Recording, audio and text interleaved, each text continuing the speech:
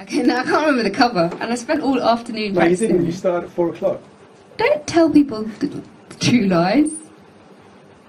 The funny thing is, there's a fake version of this person on Twitter, and they started following me the other day, and I was like, this is actually a really cool person. It's a parody account of this person. It's a bit like Diana in Heaven. Anyway, I really wanted to write to them the other day, but I couldn't think of anything nice to say. Meaning, I can only ever be slightly acidic about this person. Not because they're a bad person, they're not, they're a bit holier than thou.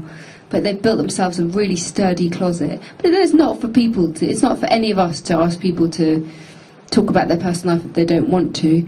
But I feel uncomfortable about people who present themselves as extremely pious or do-gooders when there are these huge question marks about them that they could just address. And if they were what people think they might be, they could do an awful lot more good by being honest about themselves. And that's why I'm not necessarily 100% behind Stonewall and Peter Tatchell. I don't think anyone should ever be forced to tell you anything about themselves they don't want to.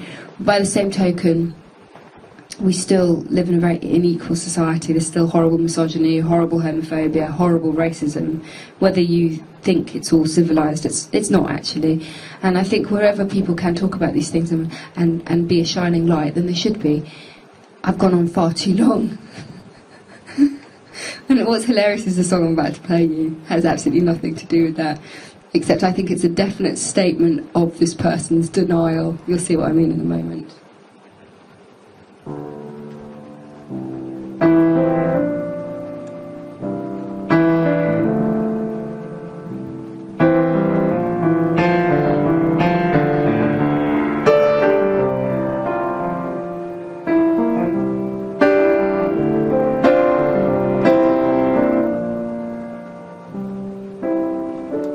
I've had nothing but bad luck since the day I saw that cat at my door. So I came to you, sweet lady, answering your mystical call. Crystal ball on the table, showing the future, the past.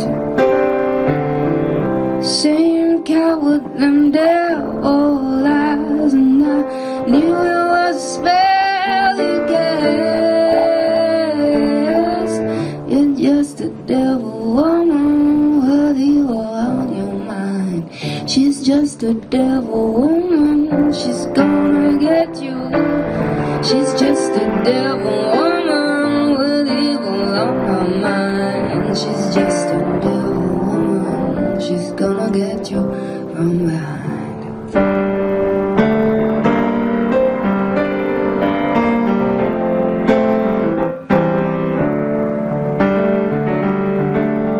Give me the ring on your finger, let me see the lines on your face. Oh, I can see a dark, dark stranger giving you what you hadn't planned. I drank the potion she offered me, and I found myself on the floor. Then I looked in her big green eyes, and I knew what I came here, knew what I came here for. She's just a devil woman with evil on her mind. She's just a devil woman, she's gonna get you. She's just a devil woman with evil on her mind. She's just a devil woman, she's gonna get you.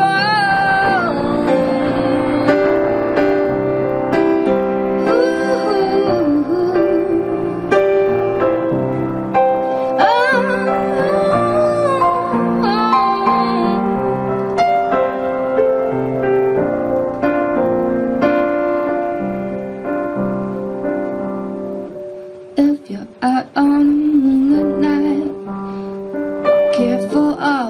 neighborhood streets of a lady with long black hair trying to win you away. Crystal ball on a table, showing the future, the past. That cat with them devil eyes, and you better get out of there fast. She's just a devil woman, got evil on her mind. She's just a devil woman, she's gonna get you. She's just a devil woman, got evil on her mind. She's just she's just a devil woman, got evil on her mind. She's just a devil woman, she's gonna get you. She's just a devil woman, got evil on her mind. She's just a devil woman, she's gonna get you from behind.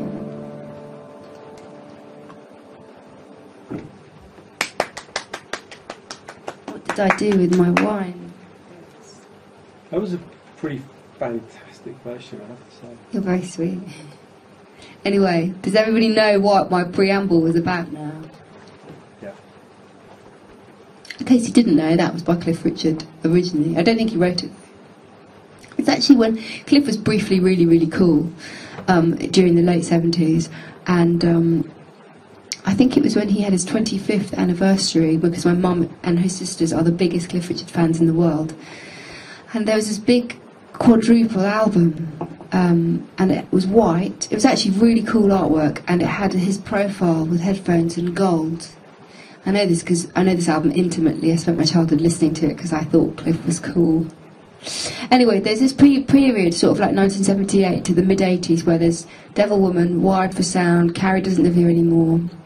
Some really, really cool moments where he sort of approached disco but just left it alone, you know, just a little bit, just the right amount of disco. And it's almost like, almost as cool as Steve Miller, but not quite. But there's about 5 Cliff songs that I think everyone should hear, just so that they don't think it's all about mistletoe and wine. Anyway, as a piece of trivia, his real name is Harry Webb, and he was actually born in a town called I think he's from Lucknow, or Calcutta. He was either born in Calcutta, but anyway, this town, Lucknow, is very near where my mum's family are from in India, and where I went to school for a bit, and where a lot of my family are buried. And his auntie is buried next to my granddad. I just thought you should know that. His auntie, Lydia Webb, I think her name was Lydia Webb, her grave is next to my granddad's, or a few doors down. It's very Halloween topical. It is very Halloween topical.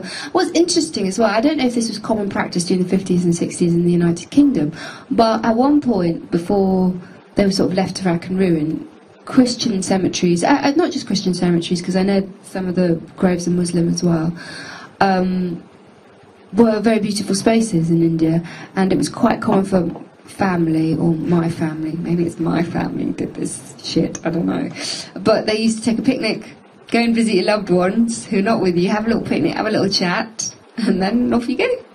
You know, a few candles, have a little chat on the graveyard, the gravestones. Dave Walker's pointed out that's a really great pub quiz question. Like, who's buried next to Harry Webb, you know, Cliff Richard's grandmother? It's not, though. It's so it's like so random. No, it would be if I was famous, but I'm not. So it doesn't matter. You're famous here. I'm famous there. Okay, in your pub quiz, in our local, what would we call our local? The Rambler.